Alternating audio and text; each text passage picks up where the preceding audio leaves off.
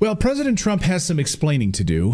Why the hell is he getting cozy with Bill Gates? And why the hell is he backing an mRNA vaccine and surveillance project at the White House? A lot to unpack here. So first, on the Bill Gates piece of the story, Gates, easily one of the most evil men on the face of the planet, recently traveled to Mar-a-Lago and had a meeting with Donald Trump. They had a 3-hour dinner, according to Gates, where he says they discussed, quote, global health. Remember, Gates isn't a doctor. He steals software from people and puts his name on it. He was caught having dinners with Jeffrey Epstein. He's not a doctor. Why the hell is he sitting down with President Trump for 3 hours? He makes billions of dollars off of these vaccines pushed on populations around the world, specifically in Africa. Wait. This dinner happened since the inauguration? This 3-hour dinner? It happened right before the inauguration. Yeah. Okay. All right. This is, for whatever reason, an important distinction to me. Yeah. So remember, Gates isn't a doctor. He makes billions of dollars off of these vaccines pushed on these populations around the world, specifically in Africa, low-income areas, unwitting populations that don't have access to the internet and social media where they can jump on and say, hey, my mom died of this thing that Bill Gates was handing around in our village here. You're fine. Then suddenly after this meeting, Trump suddenly pulls out of the World Health Organization, which I'm all for it, which is the same thing, though, that he did back in 2020.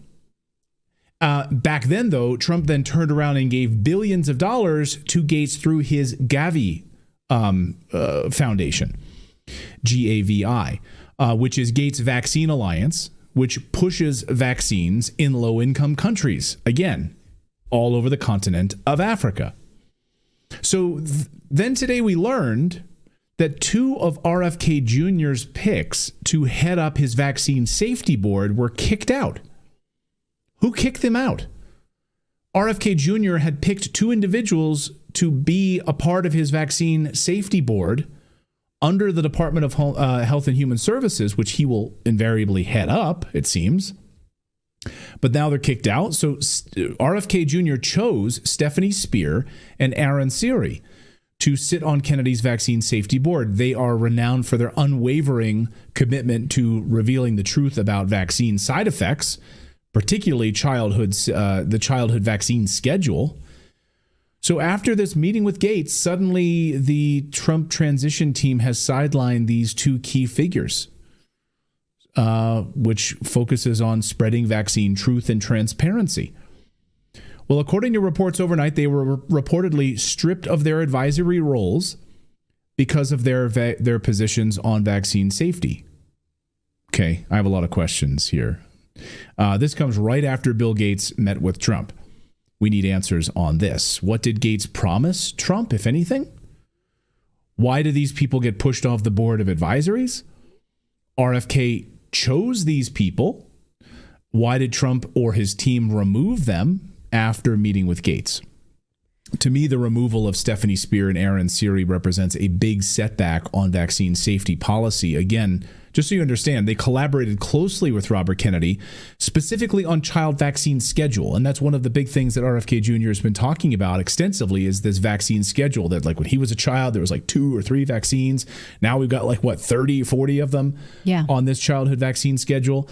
And of course, the adverse effects of certain vaccines and COVID vaccines and all of this. So he was working with these individuals. Why'd they get yanked off these advisory board role? I don't know. Right. And think of how many people voted for Trump because of the alignment with RFK Jr. You cannot betray the power that was promised to this person at this point. It would be huge in the very first week. People are wondering, where is he? We did see images of him at the Maha Ball post inauguration. Well, he was at the inauguration. He sat right behind Trump. Right. He was sat right behind Lauren Sanchez's boobs and Zuckerberg. Did he? You know exactly. I knew exactly where the open boobs were. That's your beacon point for who sat where.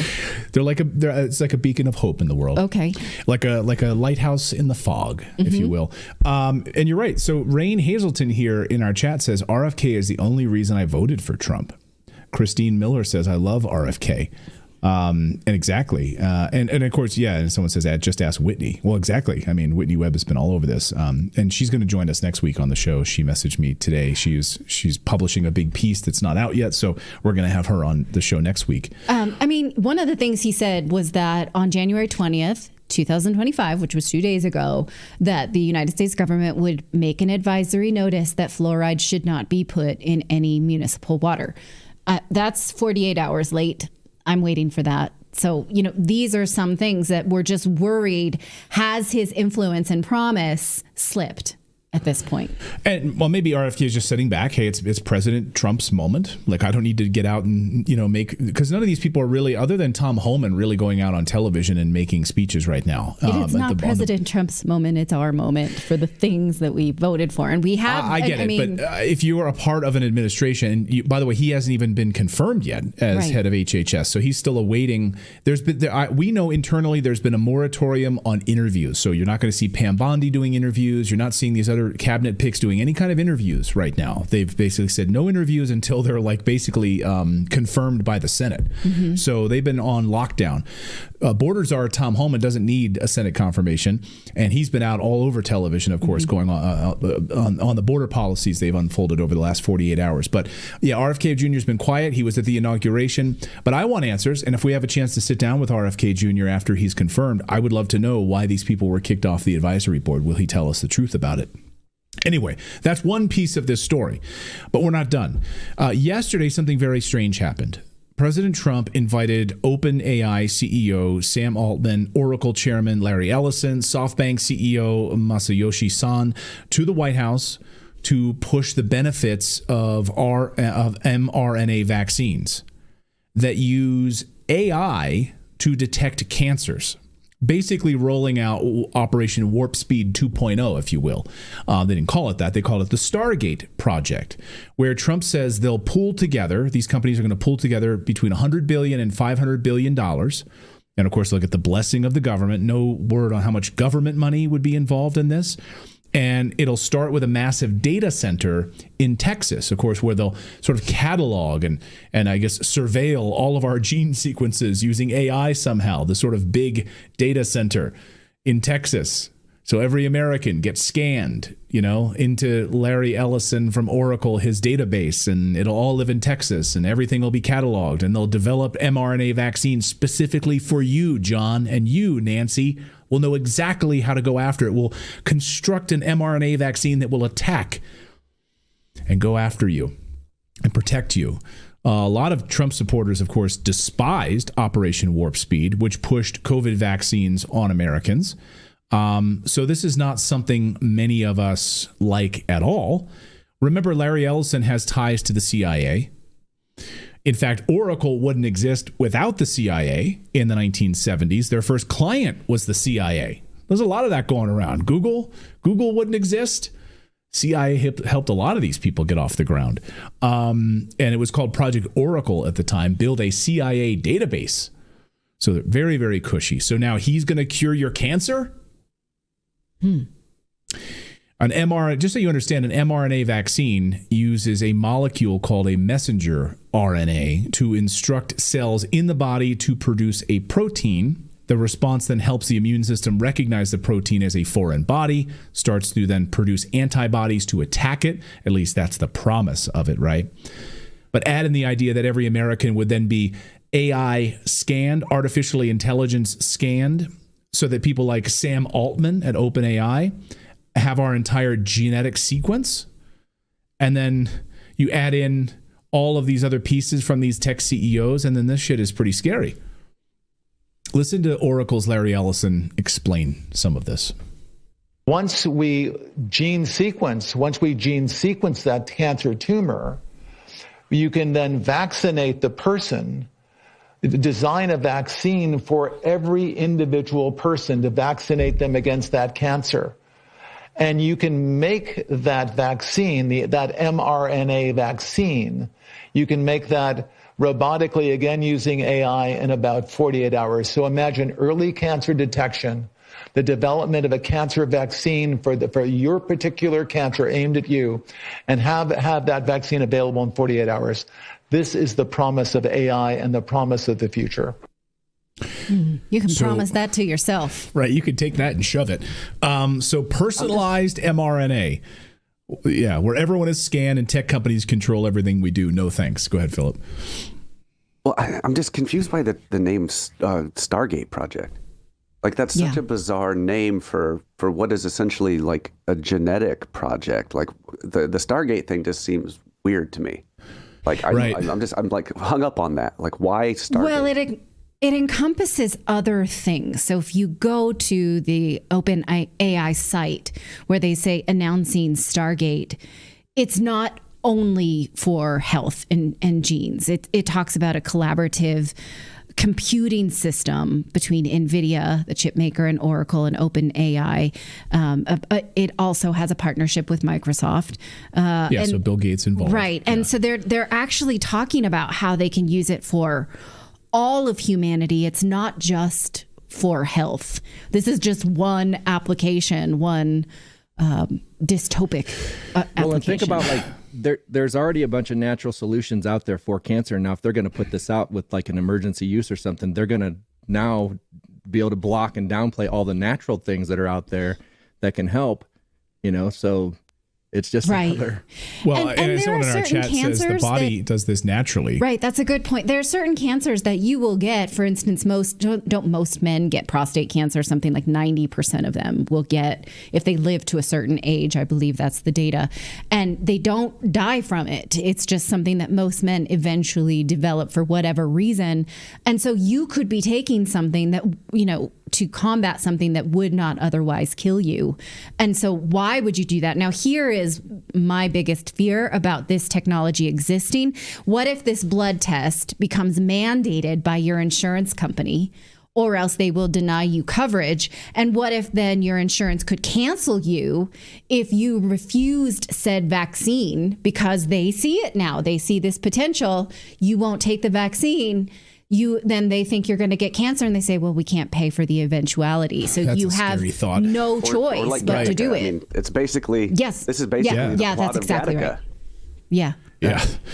Ooh, I'm putting that on our list of movies to show our That's a kids. great movie. So many people on our chat said this is Gattaca, so you're not alone in that. So anyway, Robert Malone, you know Robert Malone. David, you give a background of Dr. Robert Malone. Didn't he actually create the technology behind mRNA, if I'm not mistaken?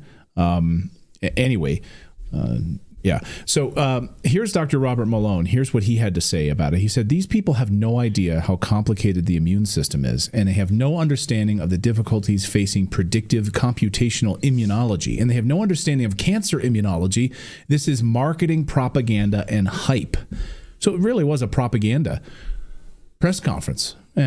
Trump and MAGA supporters are not happy about this, as you can imagine. Here's a Trump supporter, Sovereign Bra, says Donald Trump will lose his base if he supports more mRNA vaccines. Mark my words. Here's Justin Amash, libertarian, who was in Congress. He said this: the Stargate project sounds like the stuff of dystopian nightmares. A U.S. government announced partnership of mega corporations to protect the national security of America and its allies and harness AGI for the benefit of all humanity. Let's maybe take a beat here, he says. And then health expert and whistleblower Kelly Means said this about it. Kelly Means, so, he's talking about the natural side of this. He said a couple of thoughts on Ellison's comments here. Rates of cancer and nearly every other chronic disease are going up among children because we are poisoning them, not because we don't have enough drugs.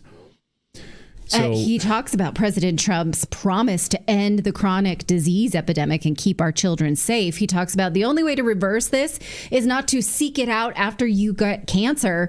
It's to stop poisoning each other, ourselves, so that we stop getting cancer. I mean, really, prevention is the only way to go about this, not go in and send, again, the way I see it is like inner space is send these little AI bots into our bloodstream. No, thank you. Now, you'll remember Larry Ellison is the one who said that citizens, he's been pushing for a digital ID for years, Larry Ellison has, so that we would all be tracked and monitored using a digital ID. So he loves surveillance. And he loves this idea of AI, I think, as like a Trojan horse to lead us into a surveillance state. So remember, he was the one who said that citizens will be on their best behavior. Those are his words. When we have an AI surveillance system deployed across the United States to watch everything you do. Watch. the police will be on their best behavior because we're constantly watching and recording everything that's going on. Citizens will be on their best behavior because we're constantly recording and reporting everything that's going on. And it's unimpeachable. The cars have cameras on them. I think we have a squad car here someplace. But those kind of applications using AI, if we can use AI, and we're using AI to monitor the video. So if that altercation that occurred in Memphis, the chief of police would be immediately notified. It's not people that are looking at those cameras, it's AI that's looking at the camera. No, you can't do this. It would be like a shooting. That's going to be an event that's immediately, an alarm's going to go off, it's going to be, and we're going to have supervision. In other words, every police officer is going to be supervised at all times. And the supervision will, and if there's a problem, AI will report the problem and report it to the appropriate person, whether it's the sheriff or the chief or whomever we need to take control of the situation. We have, same thing. We have drones. If there's something going on in a shopping center, and I'll stop. A drone goes out there, get there way faster than a police car. There's no reason for, by the way, high-speed chases. You shouldn't have high-speed chases between cars. You just have a drone follow the car. I mean, it's very, very simple. And the new generation of autonomous drones. Yeah. So I'll stop, he says, because I probably have gone too far down the plot of 1984. Citizens will be on their best behavior with AI surveillance deployed across the United States. If you look at the WEF, where they were talking about AI in an office being able to predict like worker behavior and potential problems, like if you mix those two things together, we are now looking at pre-crime. We're looking at AI, looking at somebody's behavior, predicting that they're probably a criminal, and then alerting the authorities. Right. And then this goes on some sort of permanent record of some individual, and if they try to apply for a job or go to college or some other issue down the line, some of this is probably in some sort of a database somewhere that's keeping them from, sort of a social credit score. I mean, this is the great fear, right? That you won't be able to get insurance, you won't be able to get a mortgage on a home, because you have all of these like AI blemishes on your record. Like, this is where we're heading. And this is the big concern, of course, at the border too, like biometric scanning for people coming in and out of the United States and all of this stuff. So I think we need to be very, very wary of this stuff. And we see these press conferences, like, who the heck, we need to say no to this, and we need to tell President Trump, like, absolutely not. I have not seen one person online saying, I love it, sign me up. But that's not what the algorithm shows me. So if you see anything like that, please tag me in it. I want to see. No, and this is where you hold these leaders to account. I mean, President Trump is not Jesus. I know that there are some people that think he is. He's a human being. And so, he's going to make huge mistakes. I think this is a massive mistake on day 2 of his administration. And I hope that this gets pulled back and the United States does not put any tax dollars behind this. And I want to know what the hell's going on with RFK Jr. and these cushy relationships with Bill Gates. We need answers on that. So we'll follow the story. We're not going away from that story.